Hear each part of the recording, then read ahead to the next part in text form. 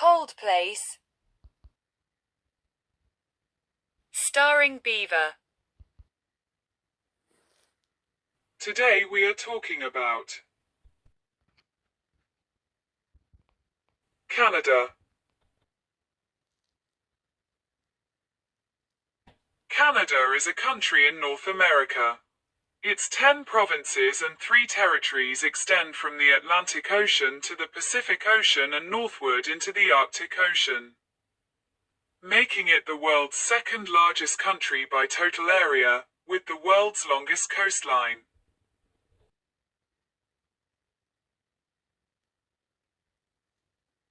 The history of Canada covers the period from the arrival of the Paleo-Indians to North America thousands of years ago to the present day. The lands encompassing present-day Canada have been inhabited for millennia by indigenous peoples, with distinct trade networks, spiritual beliefs, and styles of social organization. Some of these older civilizations had long faded by the time of the first European arrivals and have been discovered through archaeological investigations. From the late 15th century, French and British expeditions explored, colonized, and fought over various places within North America in what constitutes present-day Canada.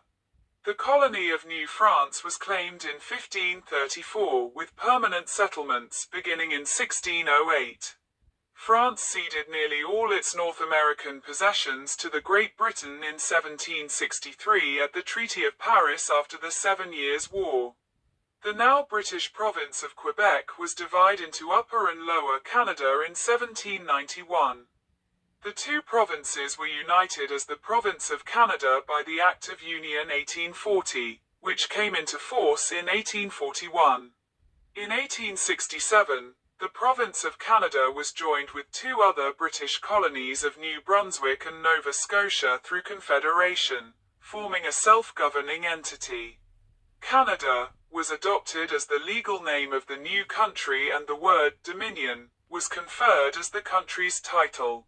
Over the next 82 years, Canada expanded by incorporating other parts of British North America, finishing with Newfoundland and Labrador in 1949. Although responsible government had existed in British North America since 1848, Britain continued to set its foreign and defense policies until the end of World War I. The Balfour Declaration of 1926, the 1930 Imperial Conference, and the passing of the Statute of Westminster in 1931 recognized that Canada had become co-equal with the United Kingdom. The patriation of the Constitution in 1982 marked the removal of legal dependence on the British Parliament. Canada currently consists of 10 provinces and 3 territories and is a parliamentary democracy and a constitutional monarchy. Over centuries, elements of Indigenous, French, British and more recent immigrant customs have combined to form a Canadian culture that has also been strongly influenced by its linguistic, geographic and economic neighbor, the United States. Since the conclusion of the Second World War, Canada's strong support for multilateralism and internationalism has been closely related to its peacekeeping efforts. Archaeological and indigenous genetic evidence indicate that North and South America were the last continents into which humans migrated. During the Wisconsin glaciation, 50,000 to 17,000 years ago, falling sea levels allowed people to move gradually across the Bering Land Bridge, Beringia, from Siberia into northwest North America. At that point, they were blocked by the Laurentide ice sheet that covered most of Canada, confining them to Alaska and the Yukon for thousands of years. The exact date and route of the peopling of the Americas are the subject of an ongoing debate. By 16,000 years ago, the glacial melt allowed people to move by land south and east out of Beringia and into Canada. The Haida Gwaii Islands, Old Crow Flats, and the Bluefish Caves contain some of the earliest Paleo-Indian archaeological sites in Canada. Ice Age hunter-gatherers of this period left lithic flake-fluted stone tools and the remains of large butchered mammals. The North American climate stabilized around 8000 BCE, 10,000 years ago. Climatic conditions were similar to modern patterns. However, the receding glacial ice sheets still covered large portions of the land, create lake of meltwater. Most population groups during the Archaic periods were still highly mobile hunter-gatherers. However, individual groups started to focus on resources available to them locally. Thus, with the passage of time, there is a pattern of increasing regional generalization, i.e., Paleo-Arctic, Plano, and maritime archaic traditions. The woodland cultural period dates from about 2000 BCE to 1000 CE and is applied to the Ontario, Quebec, and maritime regions. The introduction of pottery distinguishes the woodland culture from the previous archaic stage inhabitants. The Laurentian-related people of Ontario manufactured the oldest pottery excavated to date in Canada. The Hopewell tradition is an indigenous culture that flourished along American rivers from 300 BCE to 500 CE. At its greatest extent, the Hopewell exchange system connected cultures and societies to the peoples on the Canadian shores of Lake Ontario. Canadian expression of the Hopewellian peoples encompasses the Point Peninsula, Sault Jean, and Laurel complexes. The eastern woodland areas of what became Canada were home to the Algonquian and Iroquoian peoples. The Algonquian language is believed to have originated in the western plateau of Idaho, or the plain of Montana, and move with migrants eastward, eventually extending in various manifestations all the way from Hudson Bay to what is today Nova Scotia in the east, and as far south as the Tidewater region of Virginia. Speakers of Eastern Algonquian languages included the Mi'kmaq and Abenaki of the maritime region of Canada, and likely the extinct Beothuk of Newfoundland. The Ojibwa and other Anishinaabe speakers of the Central Algonquian languages retain an oral tradition of having moved to their lands around the western and central Great Lake from the sea, likely the Atlantic coast. According to oral tradition, the Ojibwa formed the Council of Three Fire in 796 CE with the Odawa and the Potawatomi. The five nations of the Iroquois, Haudenosaunee, were centered from at least 1000 CE in northern New York. But their influence extended into what is now southern Ontario and the Montreal area of modern Quebec. They spoke varieties of Iroquoian languages. The Iroquois Confederacy, according to oral tradition, was formed in 1142 CE. In addition, there were other Iroquoian-speaking people in the area, including the St. Lawrence Iroquoians, the Erie, and others. On the Great Plains, the Cree or Nahilawe, who spoke a closely related Central Algonquian language. The Plains Cree language depended on the vast herds of bison to supply food and many of their other needs. To the northwest were the peoples of the Na-Dene languages, which include the Athabascan-speaking peoples and the Tlingit, who lived on the islands of southern Alaska and northern British Columbia. The Na-Dene language group is believed to be linked to the Yeniseian languages of Siberia. The Dene of the Western Arctic may represent a distinct wave of migration from Asia to North America. The interior of British Columbia was home to the Salishan language groups such as the Shuswap, Secwepemc, Okanagan, and Southern Athabascan language groups. Primarily the Dekel, Carrier, and the Silcotin. The inlets and valleys of the British Columbia coast sheltered large, distinctive populations, such as the Haida, Kwakwaka'wakw, and Nuu-chah-nulth, sustained by the region's abundant salmon and shellfish. These peoples developed complex cultures dependent on the western red cedar that included wooden houses, seagoing whaling and war canoes and elaborately carved potlatch items and totem pole. In the Arctic archipelago, the distinctive Paleo-Eskimos known as Dorset peoples, whose culture has been traced back to around 500 BCE, were replaced by the ancestors of today's Inuit by 1500 CE. This transition is supported by archaeological records and Inuit mythology that tells of having driven off the Tuniat or first inhabitants. Inuit traditional laws are anthropologically different from Western law. Customary law was non-existent in Inuit society before the introduction of the Canadian legal system.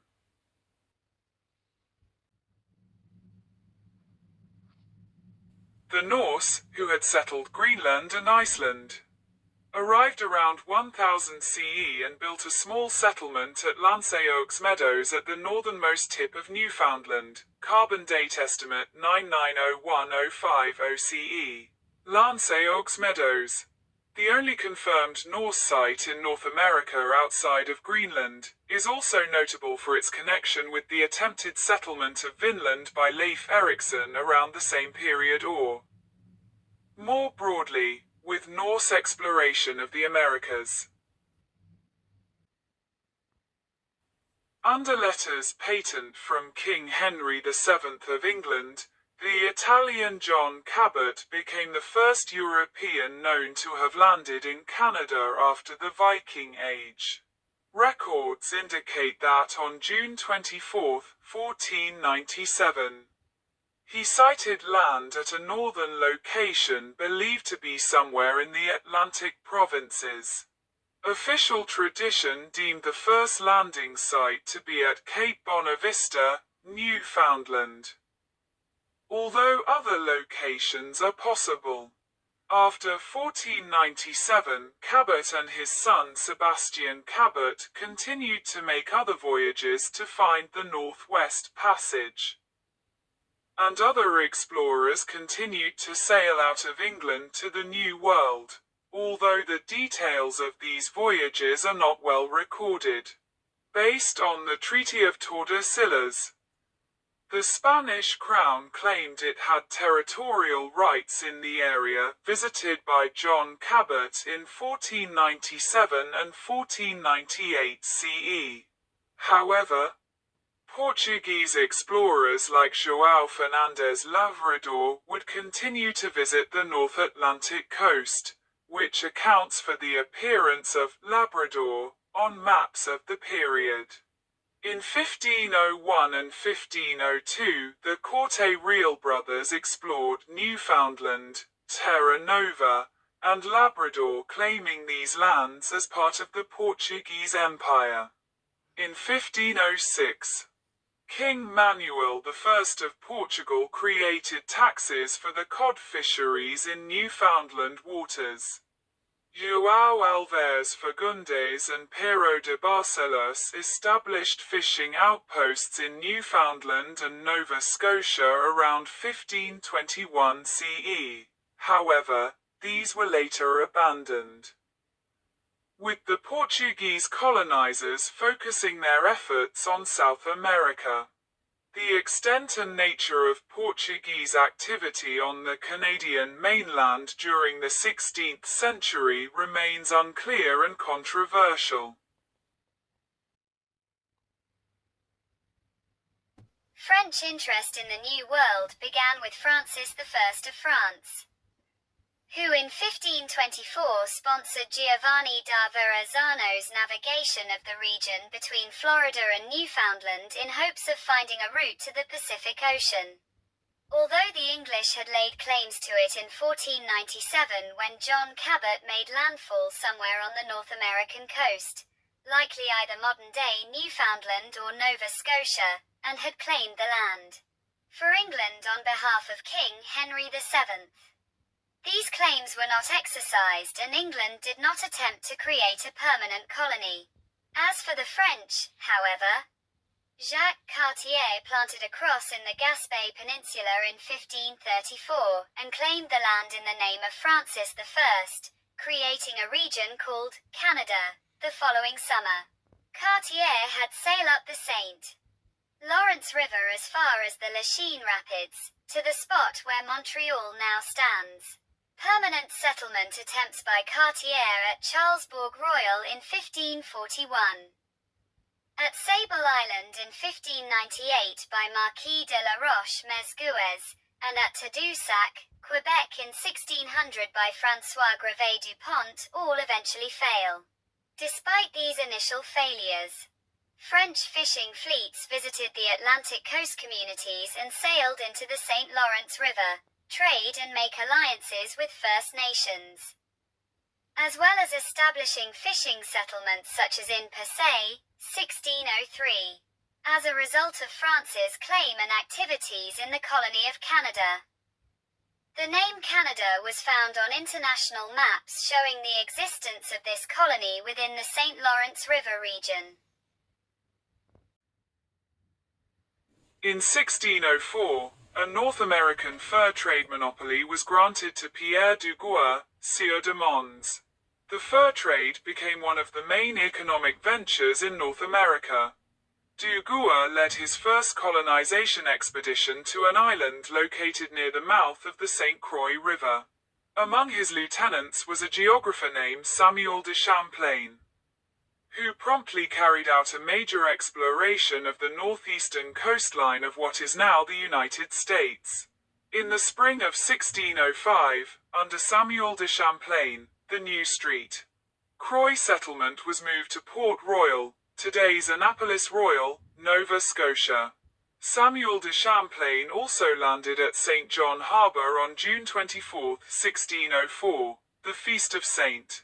John the Baptist, and is where the city of St. John, New Brunswick, and the St. John River gets their name. In 1608, Champlain founded what is now Quebec City, one of the earliest permanent settlements, which would become the capital of New France. He took personal administration over the city and its affairs and sent out expeditions to explore the interior. Champlain became the first known European to encounter Lake Champlain in 1609. By 1615, he had traveled by canoe up the Ottawa River through Lake Nipissing and Georgian Bay to the center of Huron country near Lake Simcoe. During these voyages, Champlain aided the Wyandot people, aka Hurons, in their battles against the Iroquois Confederacy. As a result, the Iroquois would become enemies of the French and be involved in multiple conflicts, known as the French and Iroquois Wars, until the signing of the Great Peace of Montreal in 1701. The English, led by Humphrey Gilbert, had claimed St. John's, Newfoundland, in 1583 as the first North American English colony by royal prerogative of Queen Elizabeth I in the reign of King James I. The English established additional colonies in Cupid's and Ferryland, Newfoundland, and soon after established the first successful permanent settlements of Virginia to the south. On September 29, 1621, a charter for the foundation of a New World Scottish colony was granted by King James to William Alexander. In 1622, the first settlers left Scotland. They initially failed and permanent Nova Scotian settlements were not firmly established until 1629 during the end of the Anglo-French War. These colonies did not last long except the fisheries in Ferryland under David Kirke.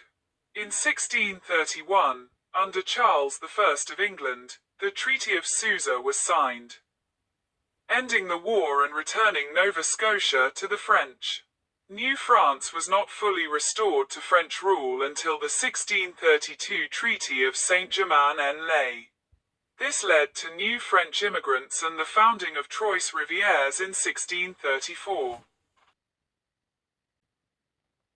After Champlain's death in 1635, the Roman Catholic Church and the Jesuit establishment became the most dominant force in New France and hoped to establish a utopian European and Aboriginal Christian community. In 1642, the Sulpicians sponsored a group of settlers led by Paul Chomedy de Maisonneuve, who founded Ville Marie, the precursor to present-day Montreal. In 1663, the French crown took direct control of the colonies from the Company of New France. Although immigration rates to New France remained very low under direct French control, most of the new arrivals were farmers, and the rate of population growth among the settlers themselves had been very high.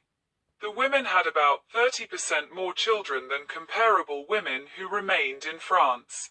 Yves Landry says, Canadians had an exceptional diet for their time.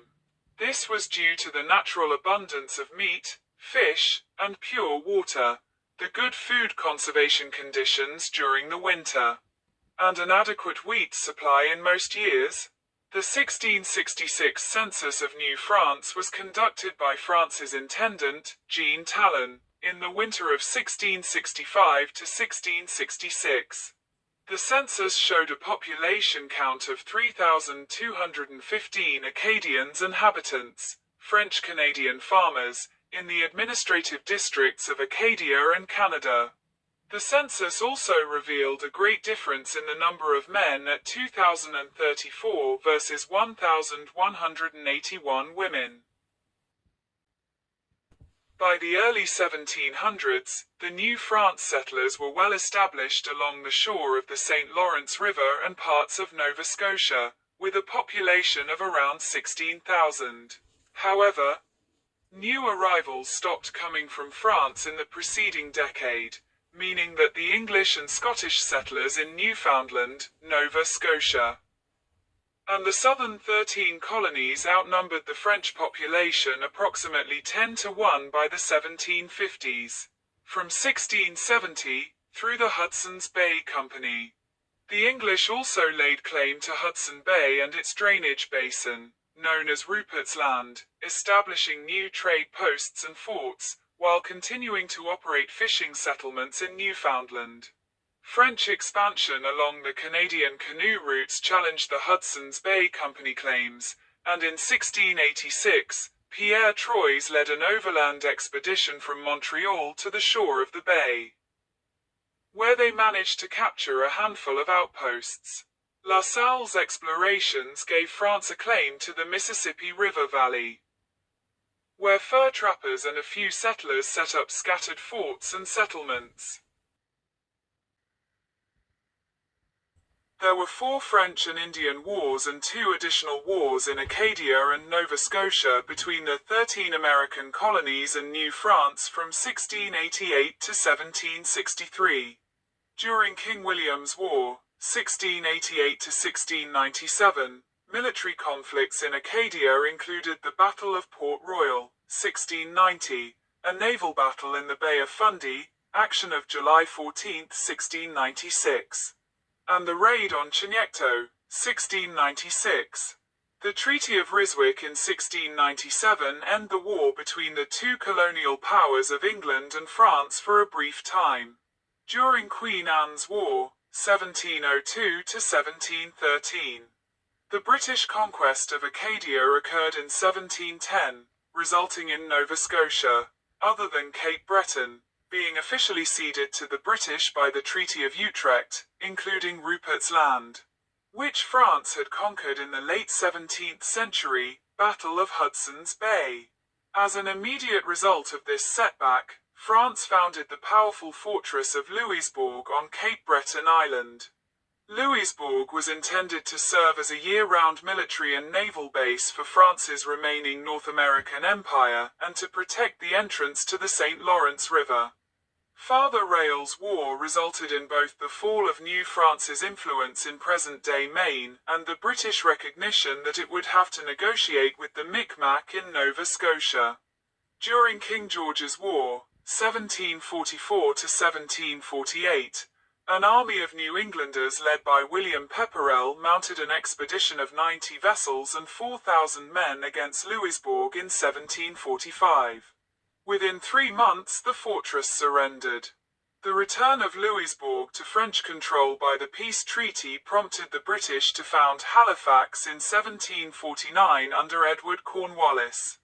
Despite the official cessation of war between the British and French Empire with the Treaty of Aix-la-Chapelle, The conflict in Acadia and Nova Scotia continued as Father Le Loutre's War. The British ordered the Acadians expelled from their lands in 1755 during the French and Indian War, an event called the expulsion of the Acadians or Le Grand Derangement. The expulsion resulted in approximately 12,000 Acadians being shipped to destinations throughout Britain's North America and to France, Quebec, and the French Caribbean colony of Saint-Domingue.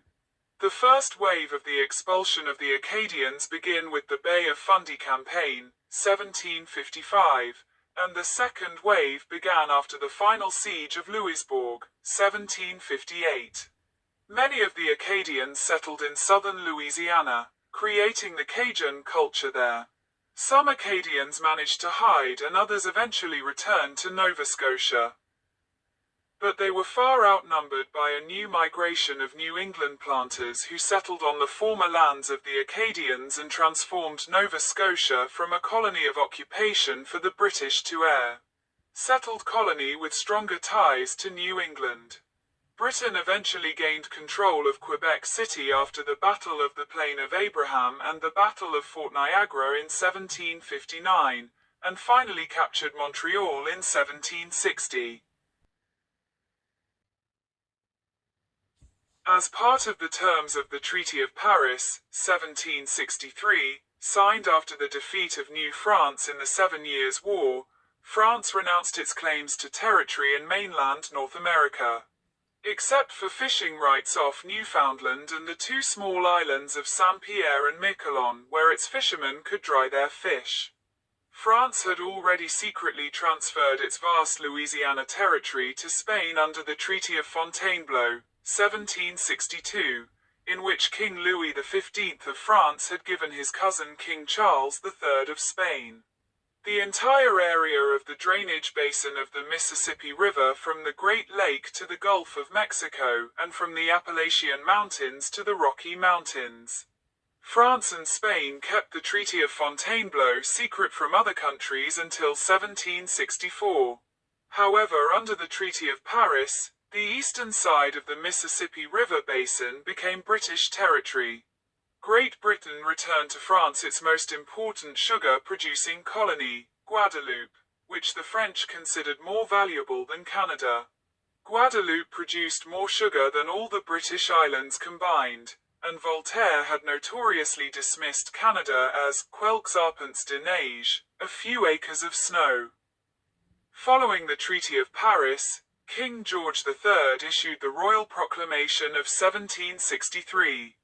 The proclamation organized Great Britain's new North American empire and stabilized relations between the British Crown and Aboriginal people, formally recognizing Aboriginal title, regulated trade, settlement, and land purchases on the western frontier. In the former French territory, the new British rule of Canada first abolished and then later reinstated most of the property, religious, political, and social culture of the French-speaking habitants, guaranteeing the right of the Canadians to practice the Catholic faith and to the use of French civil law, now Quebec Civil Code, in the UK's Quebec Act of 1774. During the American Revolution, there was some sympathy for the American cause among the Acadians and the New Englanders in Nova Scotia. Neither party joined the rebels, although several hundred individuals joined the revolutionary cause. An invasion of Quebec by the Continental Army in 1775, with a goal to take Quebec from British control, was halted at the Battle of Quebec by Guy Carleton, with the assistance of local militias. The defeat of the British Army during the Siege of Yorktown in October 1781 signaled the end of Great Britain's struggle to suppress the American Revolution. When the British evacuated New York City in 1783, they took many Loyalist refugees to Nova Scotia, while other Loyalists went to southwestern Quebec. So many Loyalists arrived on the shores of the St. John River that a separate colony, New Brunswick, was created in 1784, followed in 1791 by the division of Quebec into the largely French-speaking Lower Canada, French Canada, along the St. Lawrence River and the Gaspé Peninsula, and an Anglophone Loyalist Upper Canada, with its capital settled by 1796 in York, present-day Toronto. After 1790, most of the new settlers were American farmers searching for new lands. Although generally favorable to republicanism, they were relatively non-political and stayed neutral in the War of 1812. In 1785, St. John, New Brunswick became the first incorporated city in what would later become Canada. The signing of the Treaty of Paris in 1783 formally ended the war. Great Britain made several concessions to the US at the expense of the North American colonies. Notably, the borders between Canada and the United States were officially demarcated, all land south and west of the Great Lake, which was formerly a part of the province of Quebec and included modern-day Michigan, Wisconsin, Illinois, Indiana, and Ohio, was ceded to the Americans. Fishing rights were also granted to the United States in the Gulf of St. Lawrence and on the coast of Newfoundland and the Grand Banks. The British ignored part of the treaty and maintained their military outposts in the Great Lake areas it had ceded to the US, and they continued to supply their native allies with munitions. The British evacuated the outposts with the Jay Treaty of 1795, but the continued supply of munitions irritated the Americans in the run-up to the War of 1812. The War of 1812 was fought between the United States and the British, with the British North American colonies being heavily involved, greatly outgunned by the British Royal Navy. The American war plans focused on an invasion of Canada, especially what is today eastern and western Ontario. The American frontier states voted for war to suppress the First Nations raids that frustrated the settlement of the frontier. The war on the border with the United States was characterized by a series of multiple failed invasions and fiascos on both sides. American forces took control of Lake Erie in 1813, driving the British out of Western Ontario, killing the Shawnee leader Tecumseh, and breaking the military power of his confederacy. The war was overseen by British Army officers like Isaac Brock and Charles de Salaberry with the assistance of First Nations and Loyalist informants, most notably Laura Secord. The war ended with no boundary changes thanks to the Treaty of Ghent of 1814, and the Rush-Bagot Treaty of 1817. A demographic result was the shifting of the destination of American migration from Upper Canada to Ohio, Indiana, and Michigan, without fear of indigenous attacks. After the war, supporters of Britain tried to repress the republicanism that was common among American immigrants to Canada. The troubling memory of the war and the American invasions etched itself into the consciousness of Canadians as a distrust of the intentions of the United States towards the British presence in North America. The rebellions of 1837 against the British colonial government took place in both Upper and Lower Canada. In Upper Canada, a band of reformers under the leadership of William Lyon Mackenzie took up arms in a disorganized and ultimately unsuccessful series of small-scale skirmishes around Toronto, London, and Hamilton. In Lower Canada, a more substantial rebellion occurred against British rule. Both English and French Canadian rebels, sometimes using bases in the neutral United States, fought several skirmishes against the authorities. The towns of Chambly and Sorel were taken by the rebels, and Quebec City was isolated from the rest of the colony. Montreal rebel leader Robert Nelson read the Declaration of Independence of Lower Canada to a crowd assembled at the town of Napierville in 1838. The rebellion of the Patriot movement was defeated after battles across Quebec. Hundreds were arrested, and several villages were burnt in reprisal. The British government then sent Lord Durham to examine the situation. He stayed in Canada for 5 months before returning to Britain, bringing with him his Durham Report, which strongly recommended responsible government. A less well-received recommendation was the amalgamation of Upper and Lower Canada for the deliberate assimilation of the French-speaking population. The Canadas were merged into a single colony, the United Province of Canada, by the 1840 Act of Union, and responsible government was achieved in 1848. A few months after it was accomplished in Nova Scotia, the Parliament of United Canada in Montreal was set on fire by a mob of Tories in 1849, after the passing of an indemnity bill for the people who suffered losses during the rebellion in Lower Canada. Between the Napoleonic Wars and 1850, some 800,000 immigrants came to the colonies of British North America, mainly from the British Isles, as part of the Great Migration of Canada. These included Gaelic-speaking Highland Scots displaced by the Highland clearances to Nova Scotia and Scottish and English settlers to the Canadas, particularly Upper Canada. The Irish famine of the 1840s significantly increased the pace of Irish Catholic immigration to British North America, with over 35,000 distressed Irish landing in Toronto alone in 1847 and 1848.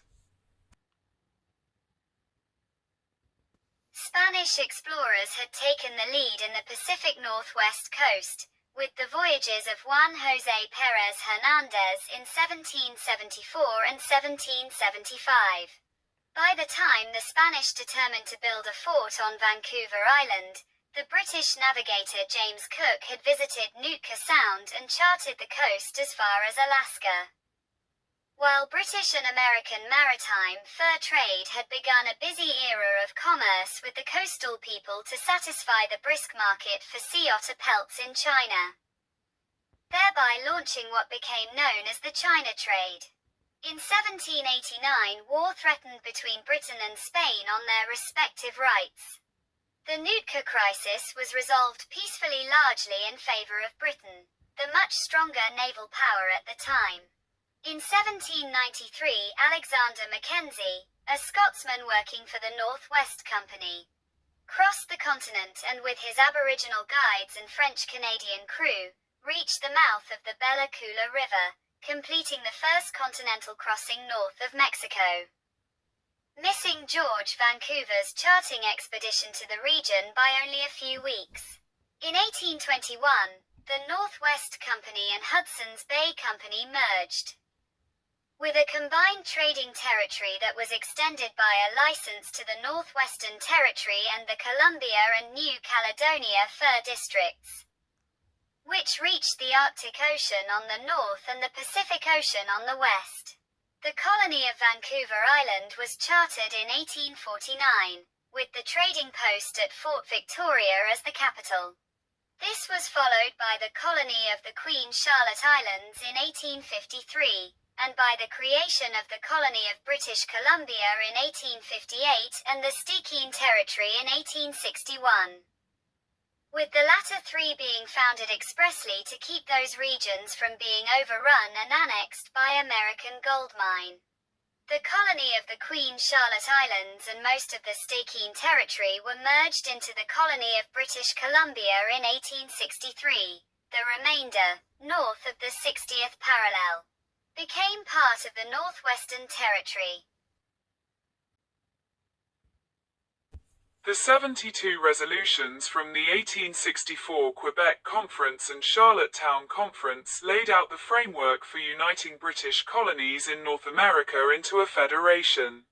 The resolutions became the basis for the London Conference of 1866, which led to the formation of the Dominion of Canada on July 1, 1867. The term Dominion was chosen to indicate Canada's status as a self-governing polity of the British Empire, the first time it was used about a country. With the coming into force of the UK's British North America Act, 1867, enacted by the British Parliament, Canada became a federated country in its own right. According to James Bowden, Writing in the Dorchester Review, Ottawa turned its back on Dominion in the 1940s and 1950s, impelled by what historian C.P. Champion referred to as neo-nationalism. Federation emerged from multiple impulses. The British wanted Canada to defend itself. The Maritimes needed railroad connections, which were promised in 1867. English-Canadian nationalism sought to unite the lands into one country, dominated by the English language and loyalist culture. Many French Canadians saw an opportunity to exert political control within a new largely French-speaking Quebec and exaggerated fears of possible U.S. expansion northward. On a political level, there was a desire for the expansion of responsible government and elimination of the legislative deadlock between Upper and Lower Canada, and their replacement with provincial legislatures in a federation. This was especially pushed by the liberal reform movement of Upper Canada and the French-Canadian Parti Rouge in Lower Canada, who favored a decentralized union in comparison to the Upper Canadian Conservative Party and to some degree the French-Canadian Parti Bleu, which favored a centralized union. Using the lure of the Canadian Pacific Railway, a transcontinental line that would unite the nation, Ottawa attracted support in the Maritimes and in British Columbia. In 1866, the colony of British Columbia and the colony of Vancouver Island merged into a single colony of British Columbia, after Rupert's Land was transferred to Canada by Britain in 1870. Connecting to the eastern provinces, British Columbia joined Canada in 1871. In 1873, Prince Edward Island joined Newfoundland, which had no use for a transcontinental railway, vote no in 1869, and did not join Canada until 1949. In 1873, John A. Macdonald, first Prime Minister of Canada, created the Northwest Mounted Police, now the Royal Canadian Mounted Police, to help police the Northwest Territories. Specifically, the Mounties were to assert Canadian sovereignty to prevent possible American encroachments into the area. The Mounties' first large-scale mission was to suppress the Second Independence Movement by Manitoba's Métis, a mixed-blood people of joint First Nations and European descent, who originated in the mid-17th century. The desire for independence erupted in the Red River Rebellion in 1869, and the later Northwest Rebellion in 1885 led by Louis Riel. Suppressing the rebellion was Canada's first independent military action and demonstrated the need to complete the Canadian Pacific Railway. It guaranteed Anglophone control of the prairies and demonstrated the national government was capable of decisive action. However, it lost the Conservative Party most of their support in Quebec and led to a permanent distrust of the Anglophone community on the part of the Francophone.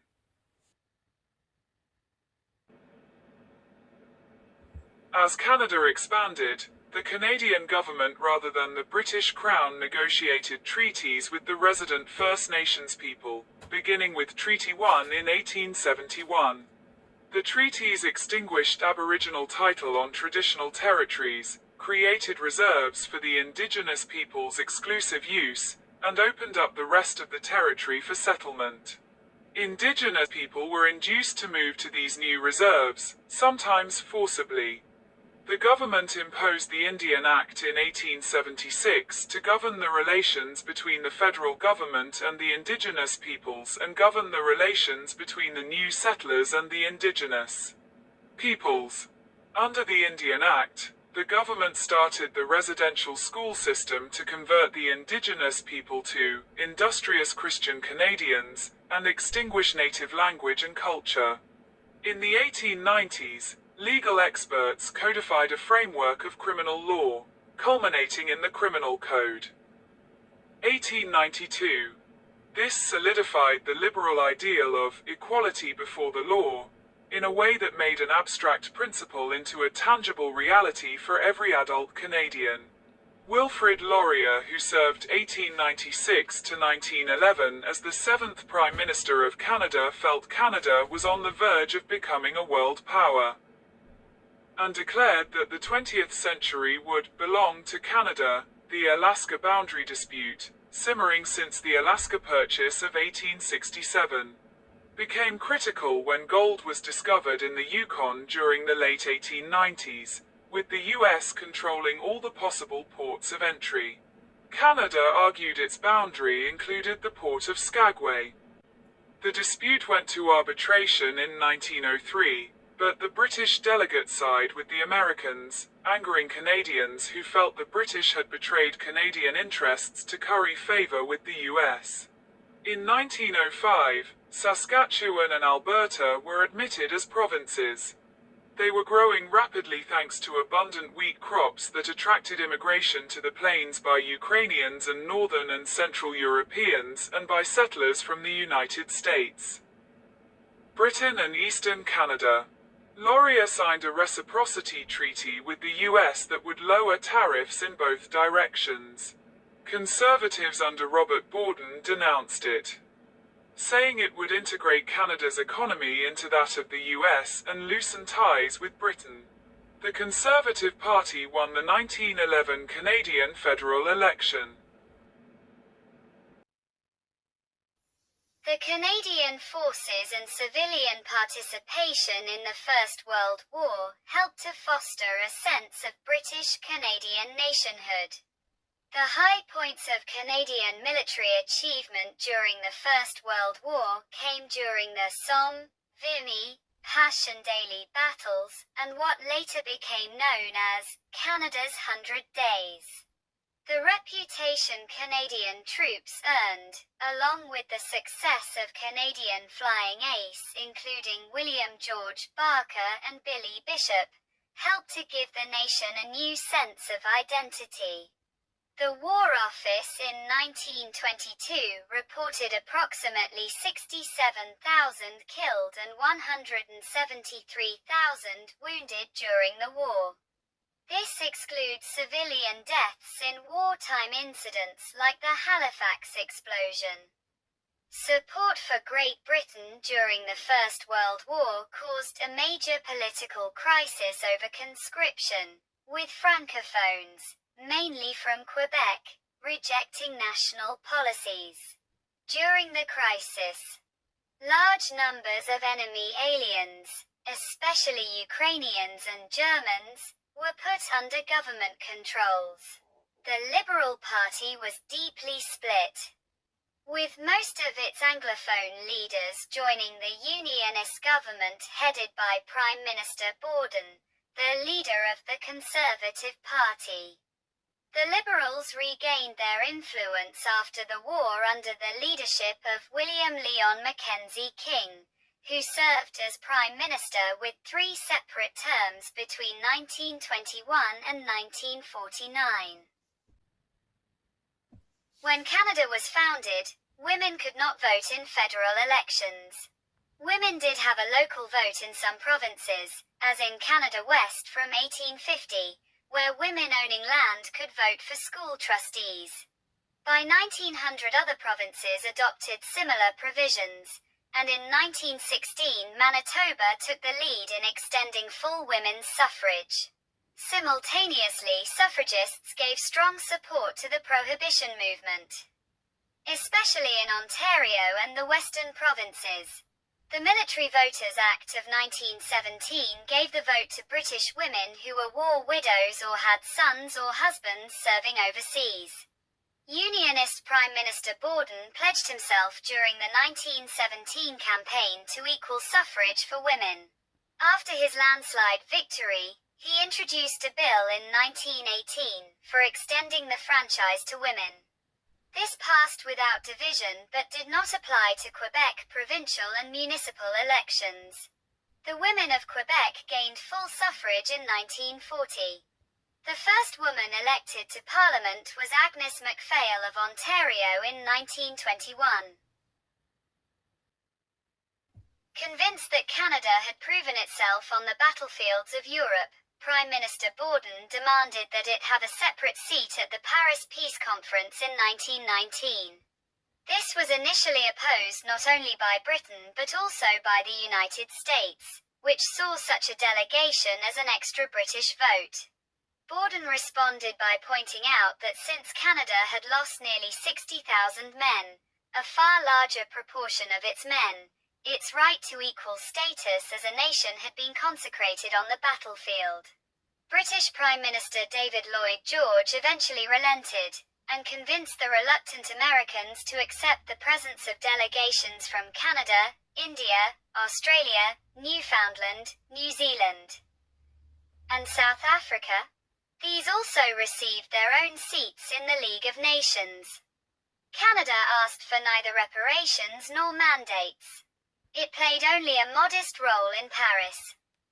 But just having a seat was a matter of pride. It was cautiously optimistic about the new League of Nations, in which it played an active and independent role. In 1922, British Prime Minister David Lloyd George appealed repeatedly for Canadian support in the Chanak crisis, in which a war threatened between Britain and Turkey.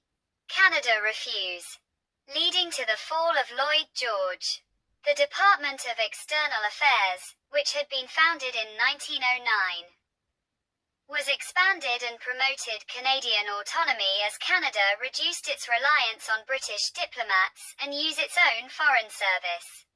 Thus begin the careers of such important diplomats as Norman Robertson and Hume Wrong, and future Prime Minister Lester Pearson. In the 1920s, Canada set up a successful wheat marketing pool to keep prices high. Canada negotiated with the United States, Australia, and the Soviet Union to expand the pool. But the effort failed when the Great Depression caused distrust and low price.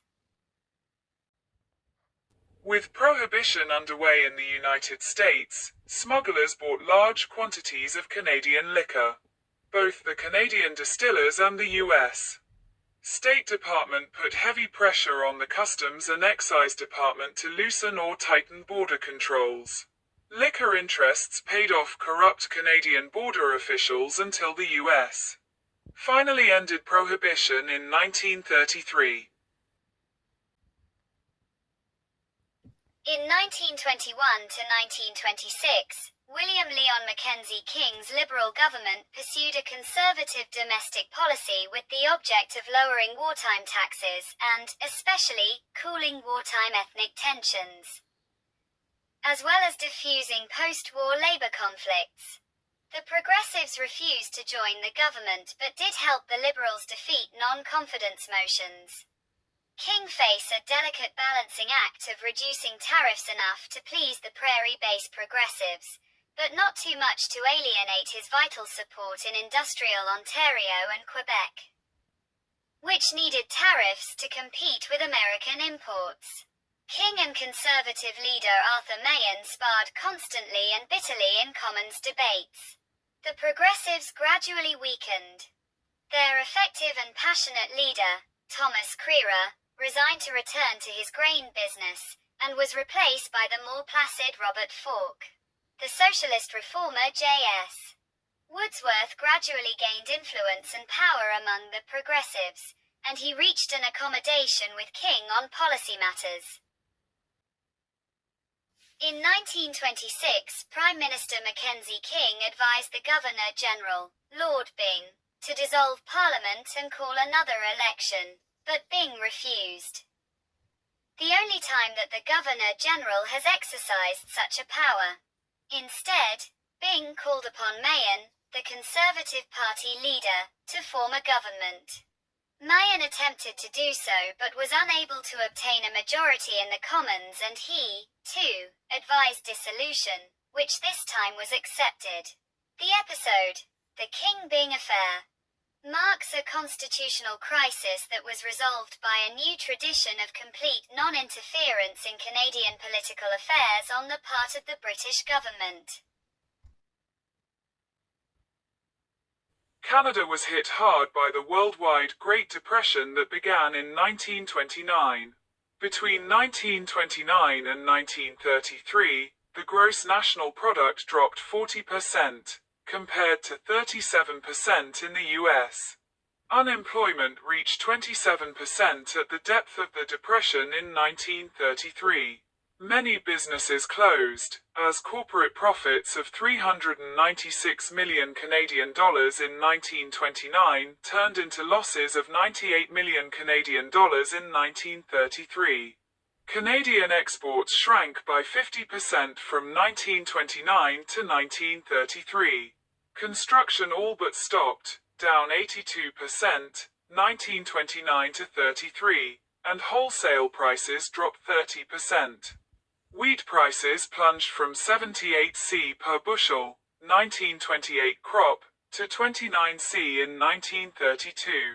Urban unemployment nationwide was 19%.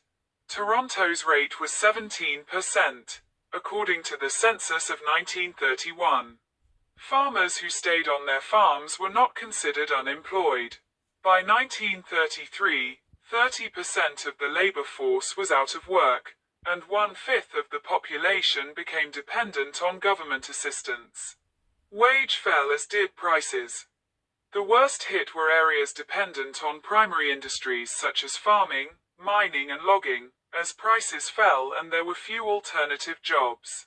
Most families had moderate losses and little hardship, though they too became pessimistic and their debts became heavier as prices fell. Some families saw most or all of their assets disappear and suffered severely.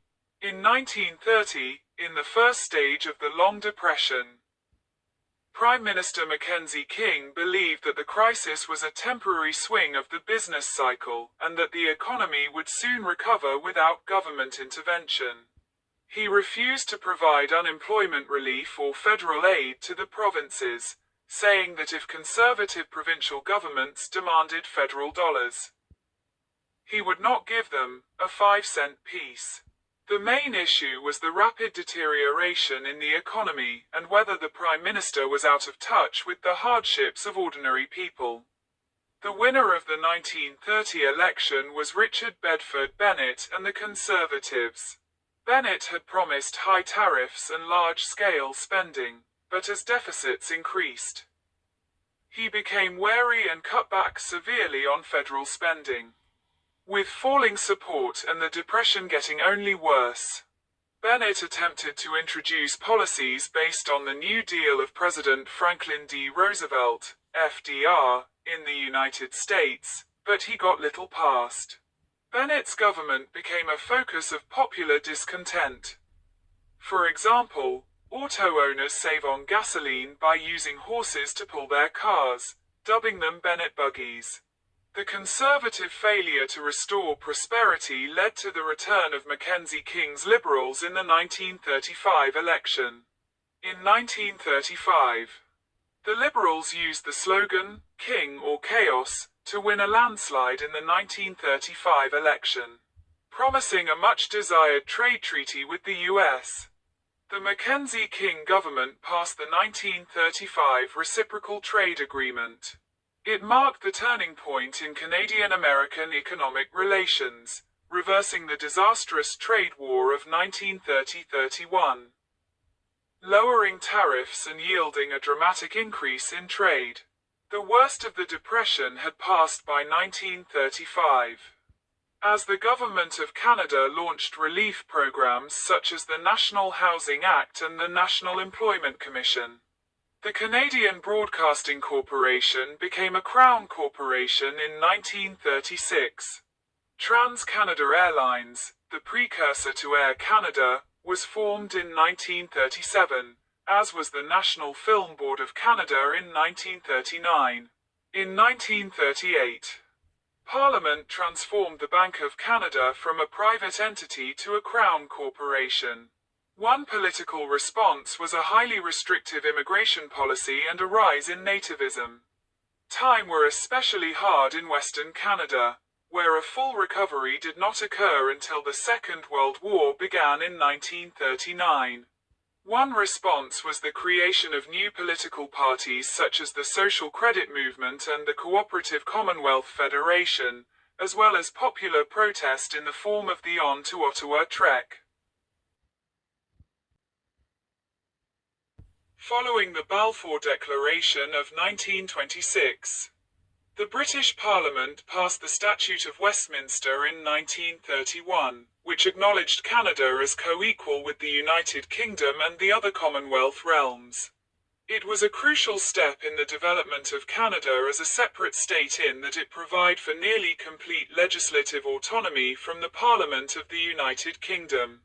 Although the United Kingdom retained formal authority over certain Canadian constitutional changes, it relinquished this authority with the passing of the Canada Act 1982, which was the final step in achieving full sovereignty.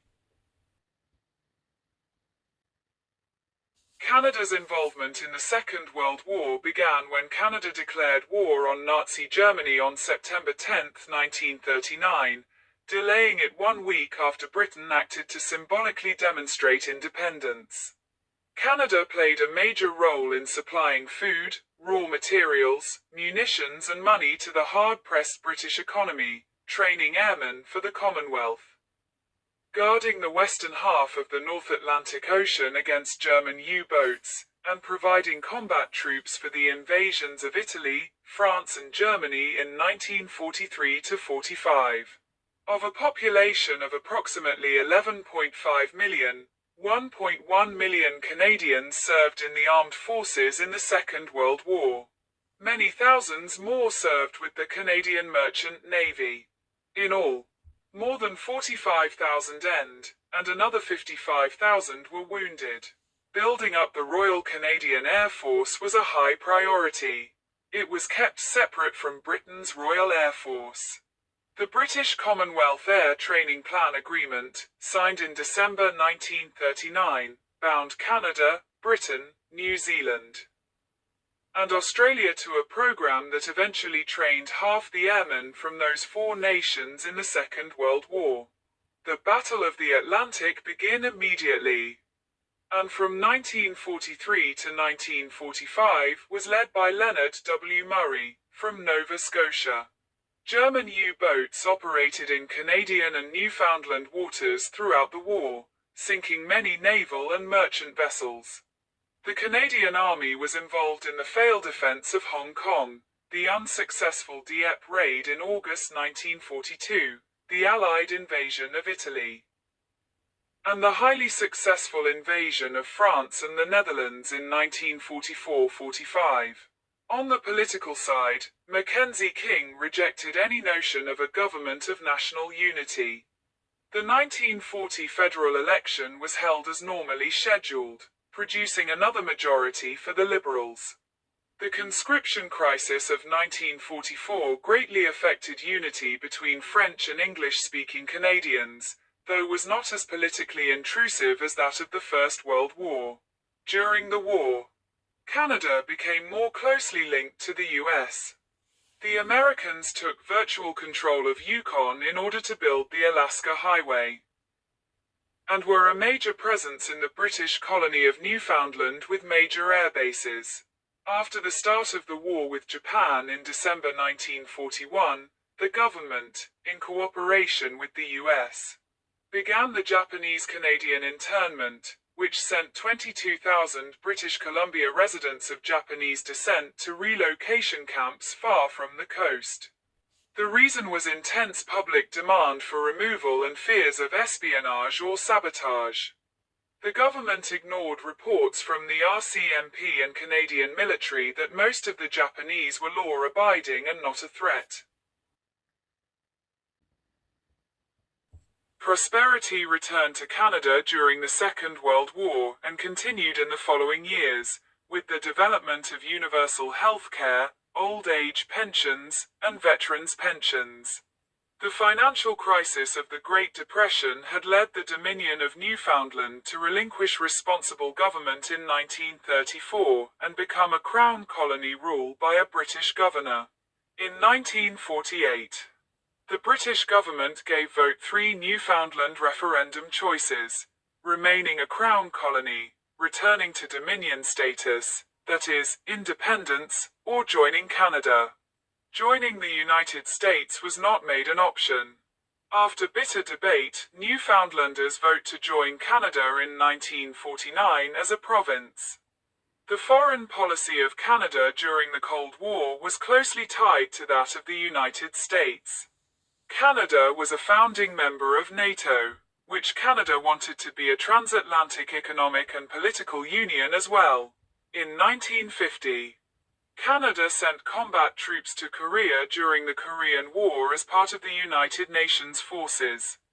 The federal government's desire to assert its territorial claims in the Arctic during the Cold War manifested with the High Arctic Relocation, in which Inuit were moved from Nunavik, the northern third of Quebec, to barren Cornwallis Island. This project was later the subject of a long investigation by the Royal Commission on Aboriginal People. In 1956, the United Nations responded to the Suez Crisis by convening a United Nations emergency force to supervise the withdrawal of invading forces. The peacekeeping force was initially conceptualized by the Secretary of External Affairs and future Prime Minister Lester B. Pearson. Pearson was awarded the Nobel Peace Prize in 1957 for his work in establishing the peacekeeping operation.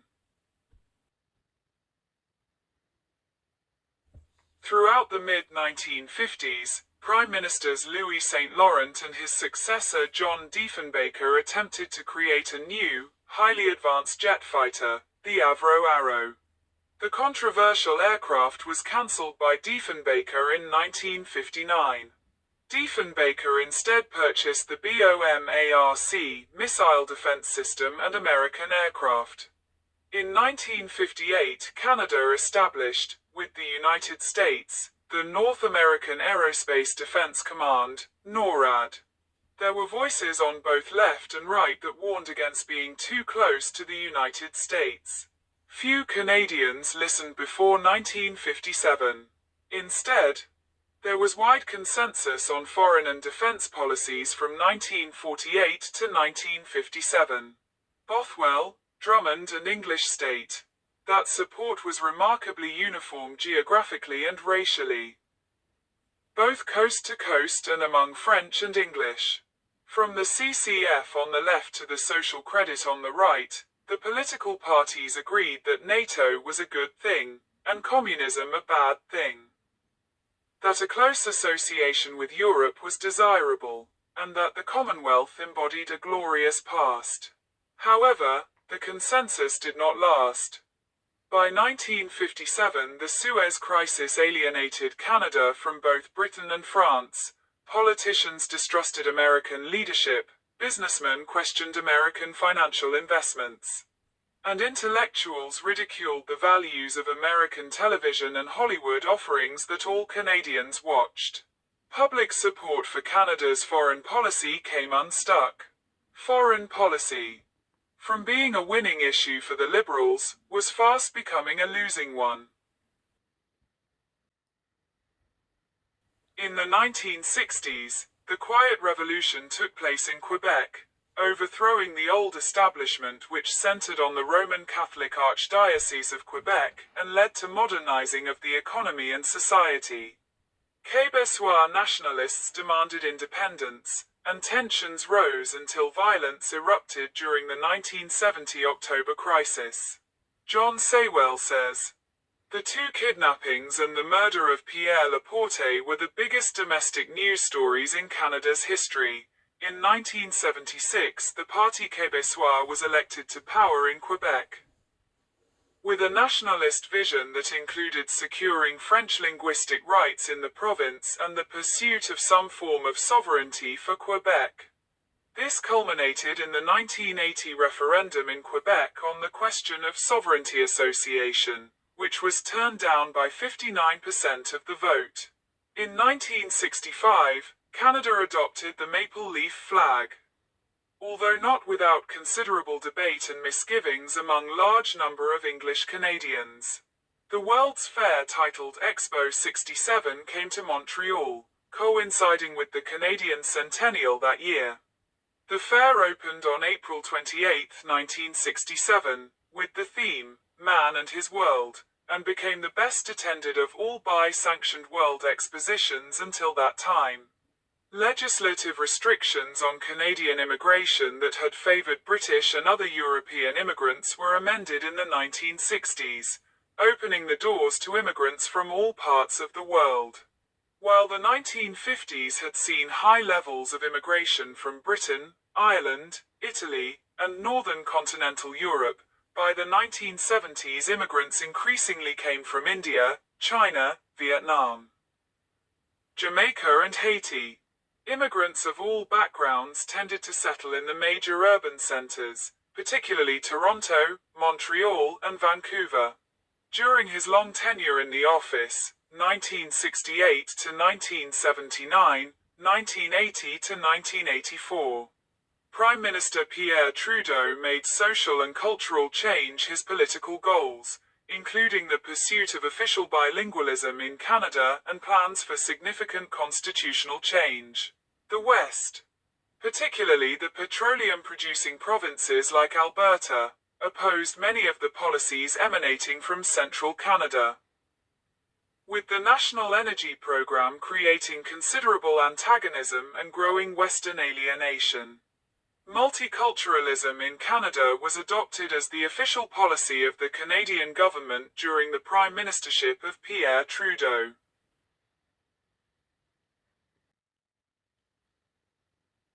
In 1981, the Canadian House of Commons and Senate passed a resolution requesting that the British Parliament enact a package of constitutional amendments which would end the last powers of the British Parliament to legislate for Canada and would create an entirely Canadian process for constitutional amendments. The resolution set out the text of the proposed Canada Act, which also include the text of the Constitution Act, 1982. The British Parliament duly passed the Canada Act 1982.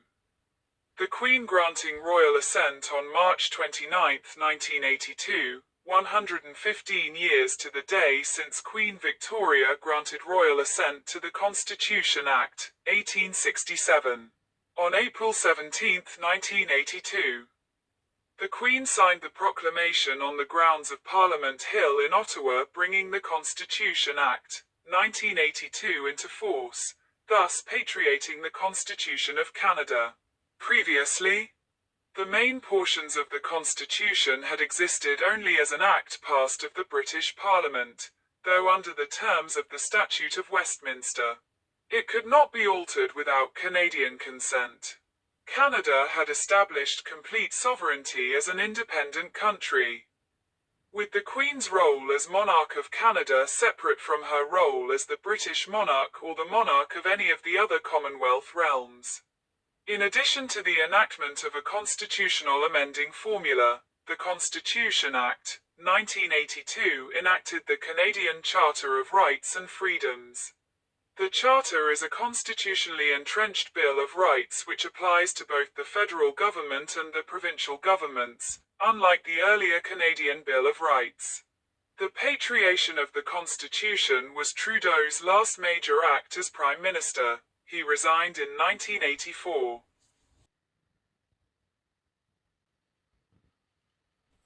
On June 23, 1985, Air India Flight 182 was destroyed above the Atlantic Ocean by a bomb on board exploding. All 329 on board were killed, of whom 280 were Canadian citizens. The Air India attack is the largest mass murder in Canadian history. The Progressive Conservative, PC, government of Brian Mulroney began efforts to gain Quebec's support for the Constitution Act, 1982 and end Western alienation. In 1987, the Meech Lake Accord talks begin between the provincial and federal governments, seeking constitutional changes favorable to Quebec. The failure of the Meech Lake Accord resulted in the formation of a separatist party, Bloc Québécois. The constitutional reform process under Prime Minister Mulroney culminated in the fail of the Charlottetown Accord, which would have recognized Quebec as a distinct society, but was rejected in 1992 by a narrow margin. Under Brian Mulroney, relations with the United States began to grow more closely integrated. In 1986, Canada and the US signed the Acid Rain Treaty to reduce acid rain.